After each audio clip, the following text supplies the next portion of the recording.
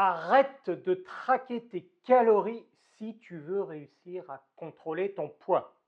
Alors oui, ça ne va pas aller dans le sens de ce que beaucoup de gourous du fitness prétendent, mais si tu es quelqu'un de normal, hein, comme moi, comme beaucoup de mes coachés, eh bien, tu n'as pas besoin de compter les calories. Et je dirais même plus, si tu comptes les calories, tu vas vers l'échec. Alors oui, on voit beaucoup de gourous du fitness qui disent que si tu ne comptes pas les calories, si tu ne traques pas ce que tu manges, eh bien tu n'es pas sérieux dans ta quête de contrôle du poids et donc tu n'arriveras pas à un résultat. Et ils te sortent tout un tas de calculs de combien tu dois avoir de calories par jour avec ton minimum métabolique, ensuite par rapport à ton activité, etc. etc. Et tout ça a l'air bien savant. Et puis, quand on va voir des athlètes de haut niveau, eh bien, c'est ce qu'ils font. Ils traquent vraiment, en tout cas pour un certain nombre, leurs calories pour être au plus juste. Et pourtant, eh bien, si tu es quelqu'un de normal, avec une vie à côté, avec un travail, avec une famille, et même si tu es coach, hein, moi aussi je suis entraîneur personnel et je ne traque pas mes calories. Alors, pourquoi est-ce que c'est de toute façon une mauvaise idée? Alors, traquer les calories, l'idée, elle est simple, hein.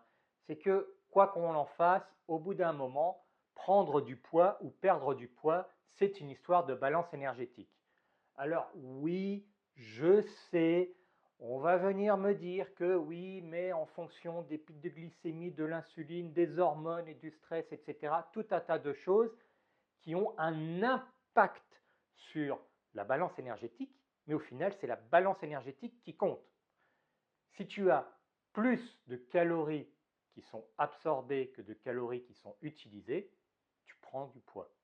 Si c'est le contraire, tu perds du poids.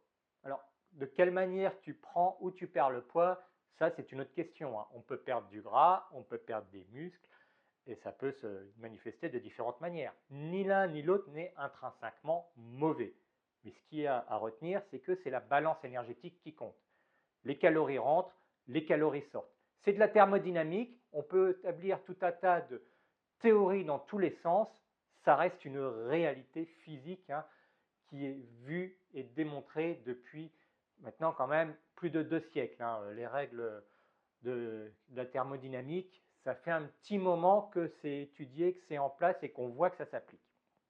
Le corps humain, il n'a pas de différence là-dessus. Par contre, ce qui va avoir une différence, c'est en effet les calories que l'on absorbe, la quantité, et les calories que l'on dépense, la quantité aussi. Et c'est là où vient le problème quand on traque les calories. Parce que l'idée derrière tout ça, c'est d'établir ce dont on a besoin chaque jour, ce qui déjà n'est pas forcément évident, et ensuite d'adapter ce que l'on consomme et ce que l'on dépense pour atteindre soit une balance, hein, pour rester au même niveau, soit on veut prendre du muscle, on va avoir un surplus, soit on veut maigrir, on va avoir un déficit, et voilà. Et puis ça paraît logique, on va les compter.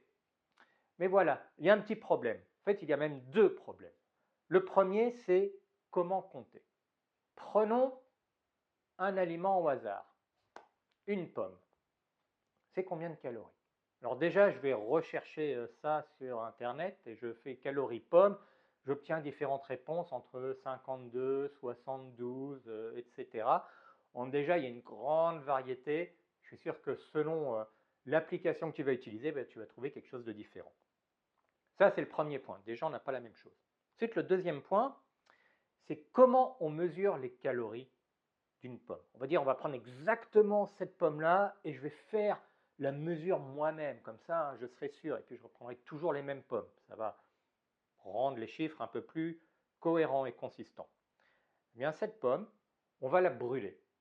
On va la brûler, ça va dégager de l'énergie. Et cette énergie, le principe, c'est en joules, hein, dans les unités internationales. Les calories, c'est une autre manière de compter l'énergie. Eh bien, une fois qu'on l'aura brûlée, ça va nous dire quelle quantité d'énergie contenait cette pomme. Et c'est ça, cette énergie que nous absorbons. C'est cette énergie que nous absorbons? Pas vraiment, parce que là, on a vu l'énergie maximale contenue dans une pomme. Ensuite, il y a cette pomme, eh bien, selon mon état, et c'est là où vient l'importance du stress, des hormones, éventuellement de l'insuline et de tout ce qui va avec, de la flore intestinale, tout un tas de paramètres qui non seulement ne sont pas évidents à savoir à un instant T, mais qui en plus fluctuent pour chaque individu, eh bien, je ne vais pas absorber la même quantité d'énergie. Donc ça nous met encore une source d'erreur sur la valeur. Rajoutons à cela que cette pomme, je peux la préparer de plusieurs manières. Je peux la manger comme ça. Je peux aussi la transformer en, je sais pas, une compote, ou la cuire et la mettre dans un plat. Et là, l'absorption va être encore différente. Donc là, on a tout un tas de paramètres qui rentrent en ligne de compte qui font que bien finalement, à partir d'une valeur de départ, la valeur des calories que j'aurais absorbées, bien, je peux avoir une erreur jusqu'à 50%. En mettant un indicateur où on a une erreur qui peut être de plus ou moins 50%. Je suis gentil sur les chiffres.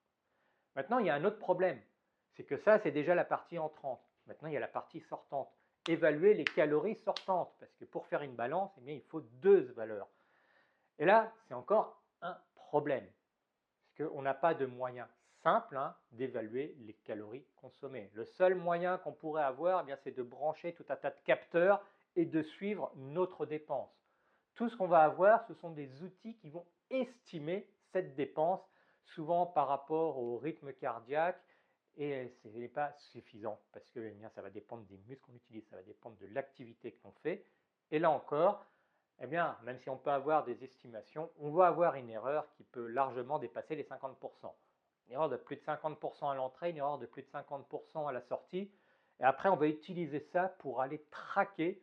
Parfois, c'est à la limite au grain de riz près les calories qu'on consomme et que l'on dépense. Mais en fait, voilà, ça ne sert à rien pour le commun des mortels. C'est ce que Precision Nutrition, l'organisme de certification de coaching en nutrition, indique avec ses niveaux nutritionnels. Il y a le niveau 1, le niveau 2, le niveau 3. Le niveau 1, c'est celui où la plupart d'entre nous se trouvent. C'est celui qu'on va utiliser dans la vie de tous les jours. En fait, c'est basé sur des habitudes et des petits changements d'habitude. On ne va pas se leurrer. On sait très bien ce qu'il faut faire pour bien manger et être en forme. Ça se trouve facilement. Le problème, c'est de le mettre en place. Et là, ça demande d'aller jouer sur des habitudes. Traquer des calories, ça n'aidera pas parce que traquer des calories, déjà, c'est bourré d'erreurs. Donc les valeurs ne veulent rien dire. Un indicateur qui est faux dès le début, ben, ce n'est pas un bon indicateur.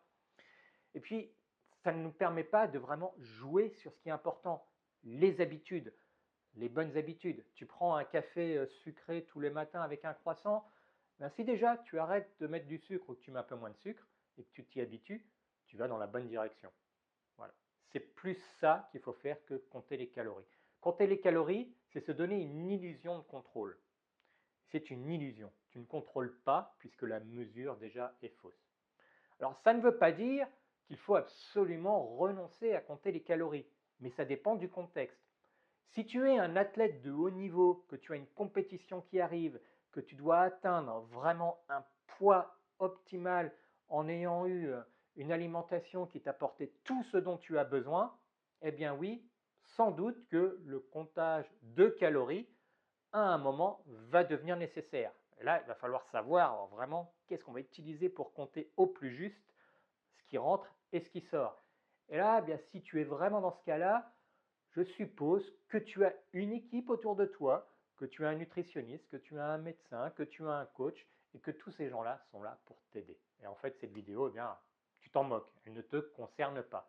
Par contre, si tu es dans la situation, bien, comme la plupart de mes coachés, comme moi-même aussi, et que en fait, tu n'as pas besoin, dans la plupart des cas, de suivre aussi précisément que ça ton alimentation, mais que travailler sur les bonnes habitudes et les bonnes pratiques, ça suffit et tu n'as pas besoin d'aller compter les calories. Bien au contraire, ça va plus t'amener dans le mur de compter les calories. Alors je sais que beaucoup de coachs prétendent qu'il faut absolument les compter, mais soyons clairs, si ce que tu comptes déjà est faux, à quoi ça sert? Voilà, ça ne sert pas à grand chose, c'est juste se donner une illusion de contrôle. Alors que la solution est beaucoup plus simple, on va jouer sur les habitudes petit à petit et on va aller dans la bonne direction.